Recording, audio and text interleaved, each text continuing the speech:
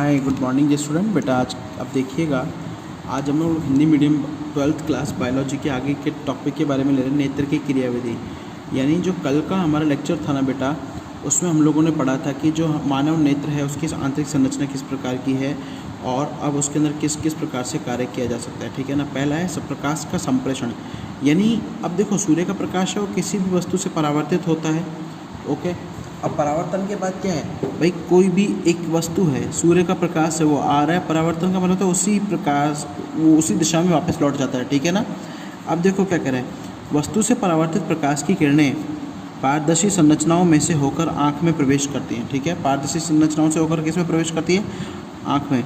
यानी नेत्र, श्लेष्मा, conjunctivitis, स्वच्छमंडल, cornea, ठीक है ना, नेत्रोत, लेंस और कांच तरल में से होकर ये अंदर आती है। ठीक है। अब दूसरा है प्रतिबिंब का बनना। ओके, यानी कि प्रकाश का संप्रेषण, यानी कि सूर्य के प्रकाश का अंदर आना। अब दूसरा है प्रतिबिंब का बनना। अब प्रतिबिंब का बनना, उसमें देखो क्या होता है कि कॉर्निया की वक्रता से किरणें कुछ हद तक मुड़ जाती हैं। ठीक है ना, और लेंस उन्हें ज़्यादा मोड़ देते हैं, जिससे एक प्रतिबिंब रेटिना के ऊपर बन जाता है। ठीक है, ठीक है ना बेटा।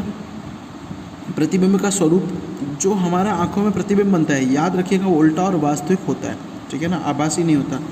तंत्रिका आवेग का बनना, अब और उसका संप्रेषण। ठीक है ना, संप्रेषण हो ना, भेजना। ठीक है, ओके, भेजना। ओके, प्रकाश ऊर्जा संवेदी कोशिकाओं शंकु शलाकाओं में रासायनिक परिवर्तन पैदा करता है। इन परिवर्तनों से तंत्रिका आवेग बनते हैं। अब इनसे क्या बनता है? तंत्रिका आवेग बनता है, जो द्रव तंत्रिका में से चलते हुए मस्तिष्क में पहुंचते हैं। ठीक है। अनुभूति क्या है?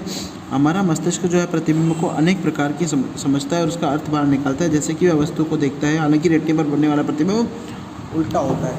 यानी आप जैसे अभी एक बुक पढ़ रहे हो तो बुक में जो अक्षर है, ये अक्षर क्या आपके रेटिना पर उल्टे बनते हैं। ठीक है, कैसे बनते हैं बेटा? उल्टे बनते हैं। क्लियर है। अगला है समंजन, यानी फोकसन।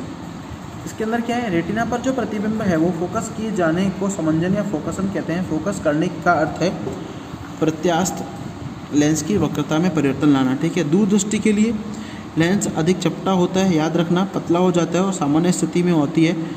ठीक है ना। ओके, जिसे निलंबन स्त्राइयों के द्वारा तान कर रखा जाता है। निकट दृष्टि के लिए पक्षवा पेशा जो है, जो वर्तुलाकार यानी कि वृत्त के आकार की होती है, संकुचित होकर नेत्र गोलक की परिधि को कम कर देती है। इससे निलंबन की स्त्राइयों पर खिंचाव कम हो जाता है और लेंस में अपनी प्रत्यास्थता के कारण मोटा अधिक हो जाता है। ठीक है ना। सामान्यतः आँख की जो समंजन क्षमता है सतत समंजन करती रहती है। ठीक है ना, चाहे कोई चल रहा हो, खेल रहा हो अथवा केवल इधर उधर देख ही रहा हो। द्विनेत्री दृष्टि, मानव सभी प्राइमेट होता है बुद्धिजीवी, यानी कि जिनका दिमाग काम करता है। ठीक है। स्तनधारियों में दोनों आँखों के सामने की ओर दृष्टि होती है। इस व्यवस्था में प्रतिबिंबों का अतिव्यापन एक दूसरे के ऊपर आ जाना होता है, जिससे गहराई का बोध होता है और इसे आप लोग त्रिबिंबीय दृष्टि यानी कि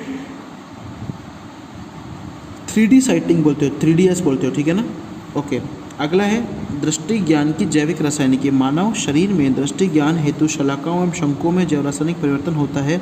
रेटिना शलाकाओं में रोडोप्सिन उपस्थित होता है, पता है हम लोगों को। ठीक है। और शंकुओं में कौन सा होता है? आयोप्सिन। यह अधिक प्रकाश संवेदी होता है, जिसे दृक बैंगनी विजुअल पर्पल बोलते हैं। ठीक है ना। यह प्रकाश की उपस्थिति में परिवर्तित हो जाता है, टूटकर क्या बनाता है? ल्यूमिरोडोप्सिन बनाता है और ल्यूमिरोडोप्सिन बाद में मेटारोडोप्सिन में बदल जाता है, जो कि अंत में प्रोटीन स्केटोप्सिन और रेटिनिन में बदल जाता है। इसके अंधकार में पुनः स्कोटोप्सिन और रेटिनिन से रोडोप्सिन का निर्मित होता है। रेटिनिन जो है विटामिन ए का व्युत्पन्न है। ठीक है ना। अतः स्वस्थ आँखों के लिए विटामिन ए जो है वो अधिक मात्रा में आवश्यक होता है। विटामिन ए की कमी से रोडोप्सिन का निर्माण नहीं हो पाता, इससे कम प्रकाश में दिखाई नहीं देता। इसको आप लोग रतौंधी या नाइट ब्लाइंडनेस बोलते हो। ठीक है, क्लियर है। तो रतौंधी में किसकी कमी आती है बेटा? विटामिन ए की। और विटामिन ए की कमी से क्या होता है? विटामिन ए की कमी से रोडोप्सिन का निर्माण नहीं हो पाता और जिससे क्या है? नाइट ब्लाइंडनेस होता है।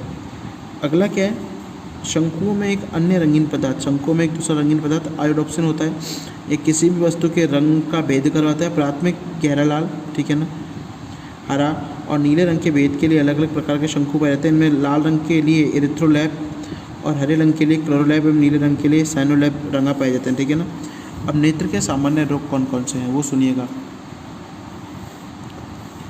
पहला है निकट दृष्टि, मायोपिया। इसमें होता क्या है बेटा, व्यक्ति जो है कम दूरी की वस्तुओं को तो साफ देख लेता है लेकिन दूर की चीज़ों को ठीक से नहीं देख पाता, ठीक है ना। और दूर की वस्तुओं का प्रतिबिंब दृष्टि पटल या रेटिना के आगे बनता है। यह रोग उपयुक्त अवतल लेंस के द्वारा, ठीक। अब इसमें लेंस में कौन सा काम आता है बेटा, अवतल लेंस। कौन सा लेंस काम में आता है, अवतल लेंस, ठीक है, ओके। दूसरा है दूरदृष्टि, हाइपरमेट्रोपिया। ऐसे व्यक्ति में जो दूर की वस्तु तो साफ देख लेते हैं लेकिन नज़दीक की वस्तुएं साफ नहीं देख पाते। इसमें दृष्टि पटल के पीछे बनता है प्रतिबिंब, ठीक है ना। और इसका समाधान उत्तल लेंस के इस्तेमाल से किया जाता है। मोतियाबिंद, ठीक है, कैटरैक्ट। सामान्यतः उम्र बढ़ने के साथ साथ लेंस सफ़ेद अपारदर्शी होता है। इस प्रकार के लेंस को शल्य चिकित्सा के द्वारा निकाल दिया जाता है या तो उसकी जगह पर अंतःनेत्री लेंस लगा दिया जाता है और फिर चश्मा लगा दिया जाता है, ठीक है ना। दृष्टिविषम, इसमें कॉर्निया की आकृति सामान्य हो जाती है और बेलनाकार लेंस के द्वारा यह रोग ठीक किया जाता है, ठीक है ना। कंजक्टिवाइटिस, सूक्ष्म जीवों के संक्रमण के द्वारा कंजक्टिवा में सूजन आती है, इसे आँख का आना है रोग कहते हैं, ठीक है ना। क्लियर है बेटा, ओके।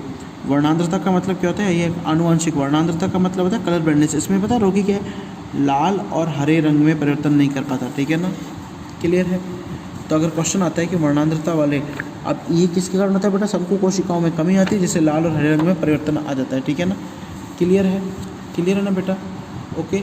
तो ये हो गया आप लोगों का ह्यूमन आई कंप्लीट। अब हम बात करेंगे कान की हम लोग बात करेंगे कल, ठीक है।